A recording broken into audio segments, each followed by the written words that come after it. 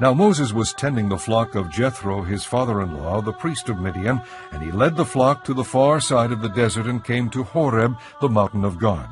There the angel of the Lord appeared to him in flames of fire from within a bush. Moses saw that though the bush was on fire, it did not burn up.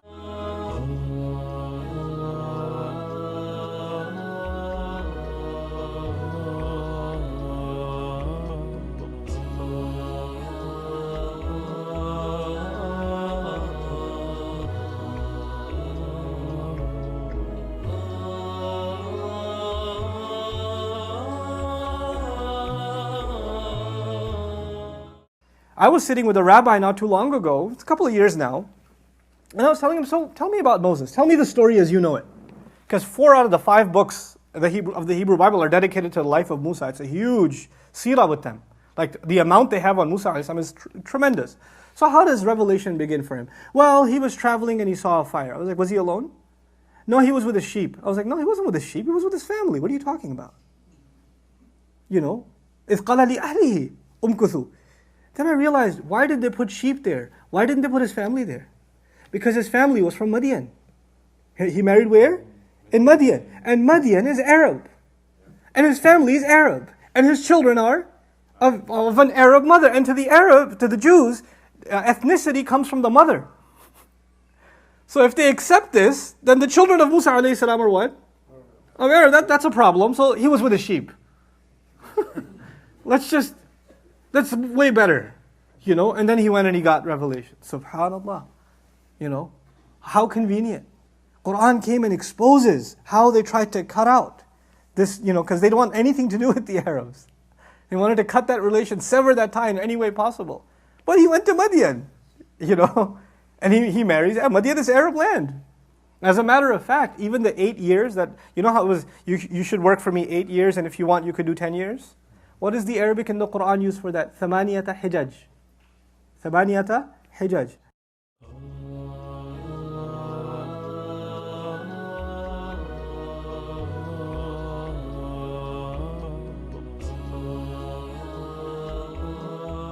Not ثماني سنوات. Not ثمانية أعوام. 8 years. He says Hijaj. Hijaj comes from what Arabic word everybody here should know? Guess. Hajj. Where's Hajj done? The man who speaks to him, his father-in-law, says, look, 8 Hajj seasons and you can go. Even made reference to the Kaaba to Musa alayhi salam. Even made reference to the Kaaba. Musa alayhi salam knew the Kaaba. He himself knew. Subhanallah. How would he not know in reference to Hajj is being made? There is no such thing as Hajj to Jerusalem. Never been. Hajj has only been an institution for where? For the Kaaba built by Ibrahim alayhi salam. And Musa alayhi salam was introduced to it within his own family by his father-in-law. This is how the Quran exposed history. I mean, the Arabs of Makkah were like, what is this stuff? We don't know any of this stuff. Not, you know, there's this content here that is way beyond our education. And then there's this style that is way beyond our capability. So from content and from style, we're just completely stumped. Moses, Aaron, Jethro were at the Kaaba, which is today Mecca. قال إني أريد أن أنكحك إحدى ابنتي هاتين على أن تأجرني 8 حجج فإن أتممت 10 فمن عندك وما أريد أن أشق عليك ستجدني إن شاء الله من الصالحين.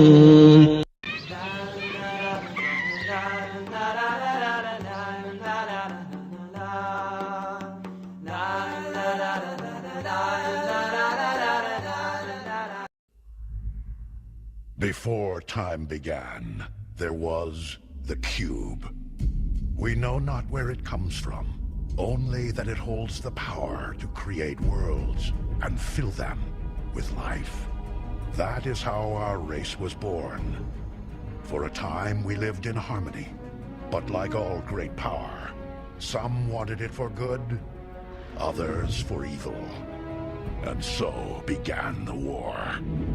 And just when all hope seemed lost, message of a new discovery. Avi Lipkin is here from Israel, and he's brought his brand new book. It's called Return to Mecca. And the title of this book, Return to Mecca, what could that possibly mean? And on the cover is a picture of a black cube. That's where the story starts. Avi, let's start right there. Yes. I believe that the Bible is a GPS. I believe that the Bible took place, a lot of it took place in Arabia. Actually, in most churches, Christians say to me, we know that Mount Sinai, the real Mount Sinai, is not in the Sinai Peninsula, but rather in northwest Saudi Arabia. It's called Jebel al-Lawz. I am the first Jew in the Jewish world who's coming to the rabbis and saying, the Torah is a GPS. Jethro, the high priest of Midian, I believe was the high priest of the Kaaba, the black stone, which is today in Mecca. There was no Mecca. It was just a black stone in those days. Our father's Jethro. He's Sheik of Midian. Moses was the son-in-law of Jethro. Moses was the understudy of Jethro for 40 years. And when Moses went to take the children of Israel out of slavery, he gave them the phylacteries, which they are to put on their forehead and on their left arm, as a sign from God that we are leaving the pyramid system of slavery in Egypt and we're going to the cube system of freedom in Arabia. And it must be remembered that there was no Judaism in those days. There was no Christianity. There was no Islam. All people, including the Israelite slaves, were pagans. And of course, the golden calf, basically the children of Israel reverted to the gods that they had known in Egypt when Moses delayed coming back. So the purpose of this book is to show where exactly we were, and that 38 years at least of the Exodus was in Arabia. Moses, Aaron, Jethro were at the Kaaba, which is today Mecca. And when God says in Deuteronomy 11 that the borders of Israel will include the desert to the south, that desert is Arabia. Jethro was a cousin because Jethro's descended from Midian. Midian was one of the brothers of Isaac. So you have Ishmael, son of Hagar, and then you have the children of Keturah. So Midian is one of the children of Keturah. And from Midian you go down to the next generation, which is Reuel or Raguel. And one of the names of Jethro in the Bible is Reuel. So he was probably, in the Middle East, many times people are named after grandfathers and great-grandfathers. You have come far. From Egypt.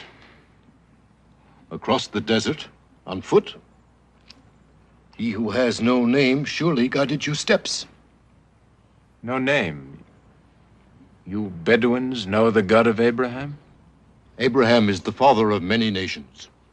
We are the children of Ishmael, his firstborn. We are the obedient of God. I will dwell in this land. So Moses, when he had to flee Egypt after he killed the taskmaster who was beating the Jewish slave, the Israelite slave, he knew where he was going. He knew the geography. He was almost Pharaoh, so he had to know the geography.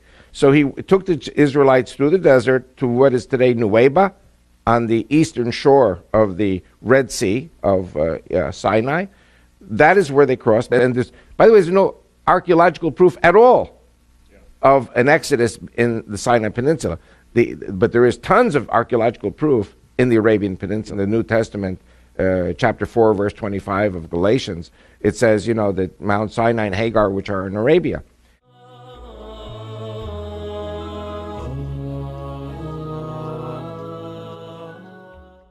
Josephus speaks very clearly that Sinai, the Ishmaelites are there, the troglodytes are there, the children of Keturah are there, the children of Esau are there.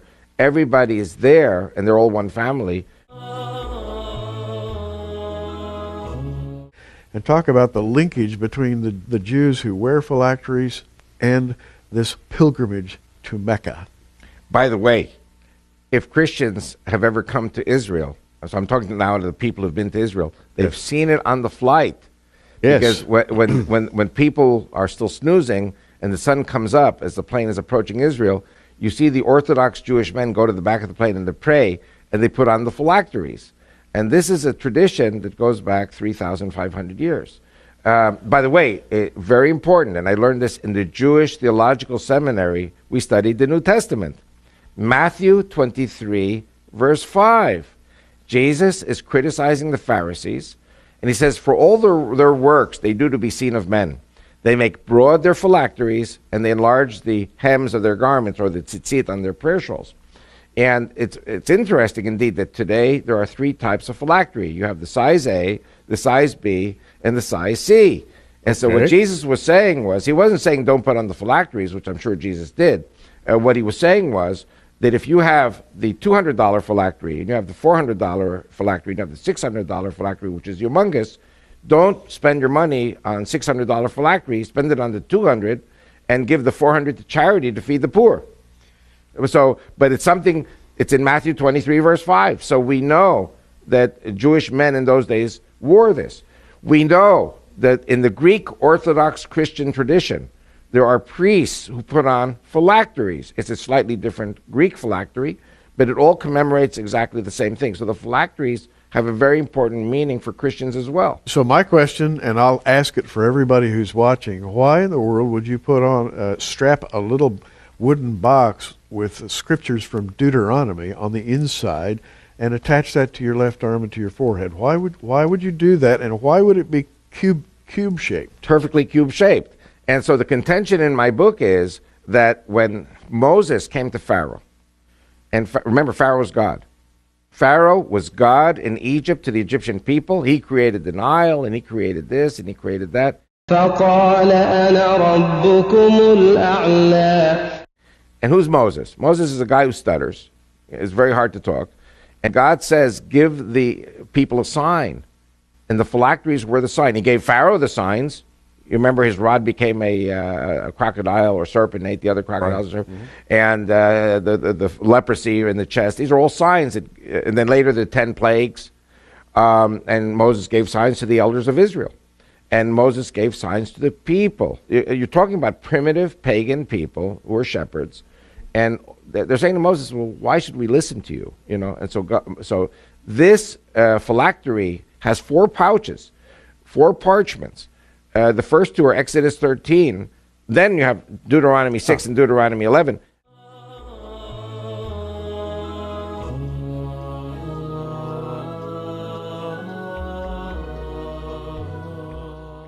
Exodus 13, we are still in Egypt. We are still in slavery. We're about to flee. But Exodus 13 talks about the, sign on thy arm and frontlets between thine eyes.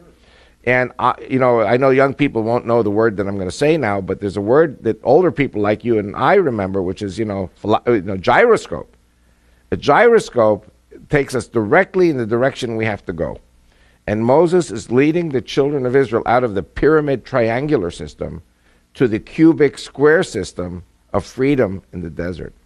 And again, Moses says to Pharaoh, let my people go so that they may circle me in the desert. The other 5 times, let my people go so that they may serve the Lord in the desert. But the first one is they should go around in circles. Now, Hajj is a pilgrim to Mecca. Hag is the Egyptian pronunciation. Hag in Hebrew means a holiday or going around in circles.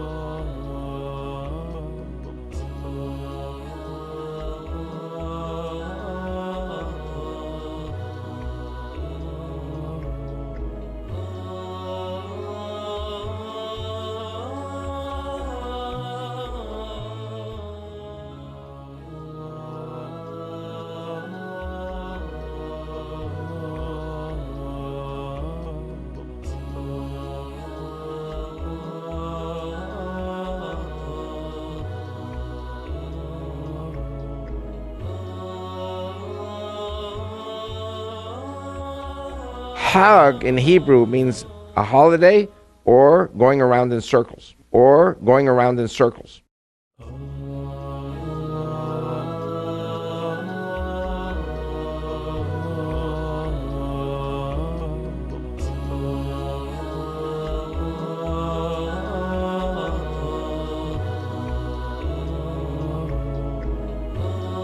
Or going around in circles. Or going around in circles.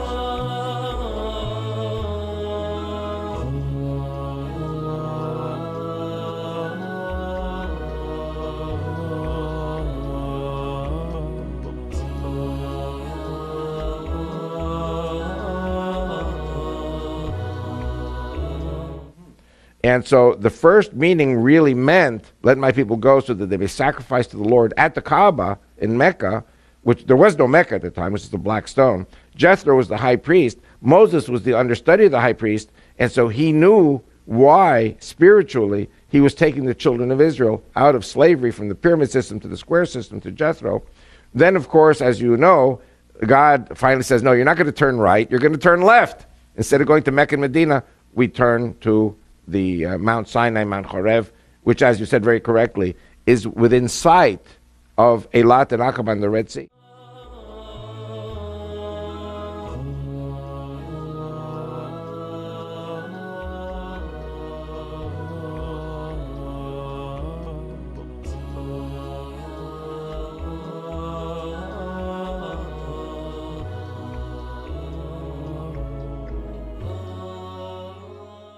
By the way, my people, forgive me for being arrogant, are the Jews and the Christians together. Now, my contention through my book is, if we Judeo-Christians get Mecca and Medina, then we capture the flag, and it is the termination of Allah, who I say is Satan, and sending the devil to the pits of hell for 1,000 years.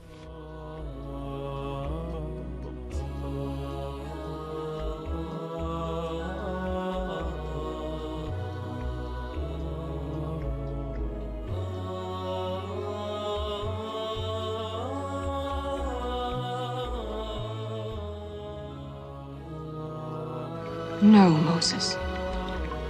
We cannot see his whole purpose. Even Ishmael did not know that God drove him into the desert to be the father of a nation. Did the little boy die in the desert, my father? No. God brought Ishmael and his mother Hagar into a good land. The same God who lived on the mountain? It may be, my son. Moses, Aaron, Jethro were at the Kaaba, which is today Mecca. قال إني أريد أن أنكحك إحدى ابنتي هاتين على أن تأجرني 8 حجج فإن أتممت 10 فمن عندك وما أريد أن أشق عليك ستجدني إن شاء الله من الصالحين.